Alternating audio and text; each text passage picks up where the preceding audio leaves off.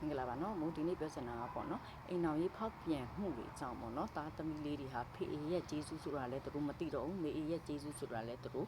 မသိတော့ဘူးမခံစားရဘူးမခံစားရအတွက်သူတို့မသိဘူးနော်ဖေအေဖြစ်သူကလည်းမေအေကိုဝင်နဲ့ထားခဲ့ပြီးနောက်အမျိုးသမီးနောက်လိုက်သွားတယ်ဘာမှလည်းသူတို့မွေးလာတော့ဖေအေရဲ့မျက်နှာလည်းမမြင်အောင်ဖေအေသူတို့ပြုစုလုပ်ကြွေးစောက်ရှောက်မယ်ဆိုတော့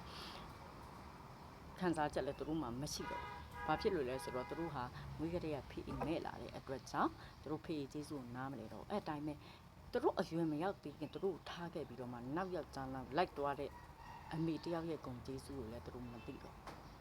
နော်လိုက်သွားပြီဆိုမှတော့သူတို့ဘာမှဒီအမေကသူတို့အသက်နဲ့ရမီမွေးလာတဲ့သူတို့နှုတ်ကြတိုက်ကျွေးတဲ့ဆိုတဲ့အတိတ်ထက်ငါတို့ကိုထားခဲ့ရက်လေချင်းဆိုတဲ့အတိတ်တာသူတို့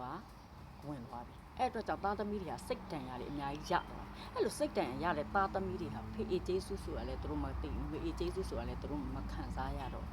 ဒါဟာကောင်းတဲ့လက္ခဏာလည်းမဟုတ်ဘူးနော်အခုနောက်ပိုင်းဆိုရင်ဖောက်ပြန်မှုတွေကပုံများလာတဲ့အတွက်လောကမှာဖေအေမေအေဂုံပုတ်တွေပြောက်လာလိမ့်မယ်နော်ဖေအေဂျေစုမေအေဂျေစုဆိုတာလည်းသိမှာမဟုတ်တော့ဒါကမိုးကဖောက်ပြန်တတ်တဲ့လူတွေမှာပေါ့နော်မွေးဖွားလာတဲ့သားသမီးလေးတွေကခံစားချက်ကိုပြောပြတာနော်ဒီဒါကြောင့်မလို့မို့ပြောချင်တယ်ကိုဟာဖေးအေးမေအေးဖြစ်ခံယူဖို့တတ်တိမျိုးဂုံတတ်တိမျိုးမရှိဘူးအစကတည်းကမရှိဘူးဆိုရင်ခလေးယူဖို့လည်းမရှိစမှာနဲ့ခလေးယူဖို့လည်းမကြိုးစားပါနဲ့